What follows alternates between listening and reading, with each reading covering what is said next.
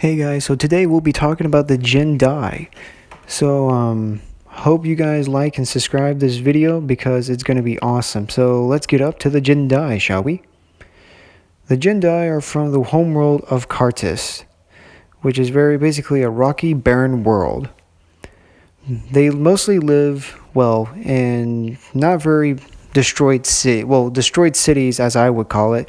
They live in very tribal groups, and they are very warlike species, probably more warlike than anyone else in the entire galaxy of Verona. The species are very violent, brutal, and uncruelty nature, which basically they're the most hated species in the galaxy, and with good reason for their reputation as fierce and merciless killing machines. They worship a god named Almuk, who's basically the god of war, who would go on like holy crusades to appease their god, no matter what the cost.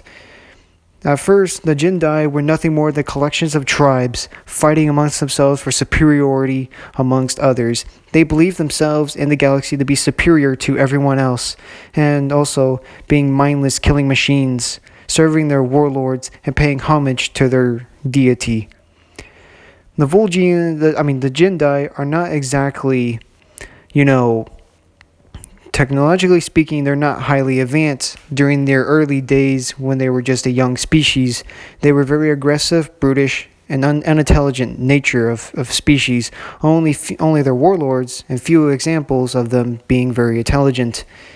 The Gindi only get their technology from traders, which basically helped and made them work for profit to help out the species, which would later on be regretful. But the tribal wars of their homeworld would stop, and they would begin to rebuild their infrastructure of their cities and become somewhat a warlike species to appease their god for their holy crusade. So they decided to buy off ships from traders and would launch their holy crusades, killing other species and taking their homeworlds and enslaving the populace of those worlds that they conquered. Which is basically not a big deal, but the problem, however, still arose even further for the more and more years to come.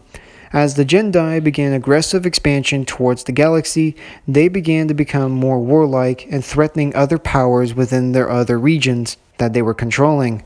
The Gindi were not exactly expansionist, but unfortunately, they have to be able to expand because they fear civil war with the warlords would happen eventually. So, of course, the Gindi, looking for new foes to fight, decided to fight a new power that was rising to the top. Along with them, the Jaculians, who they would begin their 1,000-year war against the Jaculians, which would last for 1,000 years. The Jaculians, near-human species, also got deadlier and knew better technology, fighting against the Gindi, which would have a very easy time since the Gindi were not very intelligent.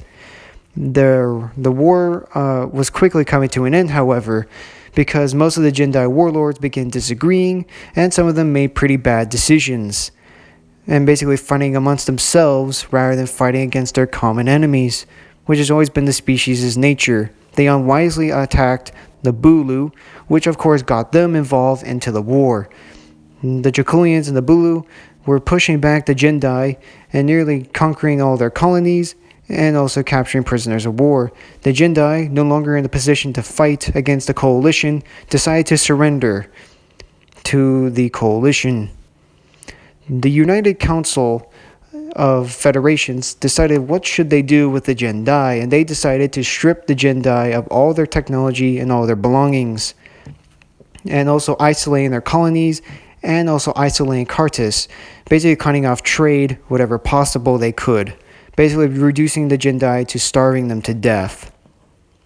Kartis would become still a barren world and very hard to live on, as they stripped away all the Gindi of their technology and what they worked for, and for so long, for so many years, these colonies, began fighting amongst themselves into tribal infighting and also brutality against their own species. The Gindi would never recover from this and would continue to happen for many thousands of years to come. And of course, these tribal wars, again, would happen a lot with many warlords seizing power, taking colonies, and doing whatever they please, becoming more like pirates and brigands and warlords rather than a united force of people, instead fighting amongst themselves in a never-ending war against themselves. The Gindi for many years would continue to grow with their technology and over time expand across other territories, fighting amongst themselves, like I mentioned before 50 million times. And finally, the rise of one warlord named Callus would basically forge a new bond of new warriors, and he would become the only one to unite his people on Carthus and finally retake back the former glory that the Gindi once had. He would also begin to reinvent the military once again under his very brave and subtle leadership, recapturing the colonies, and finally opposing threat to the Dracolians once again. And basically, the Gindi are basically a warlike species of unparalleled strength, brutality, and uncold and brooding nature.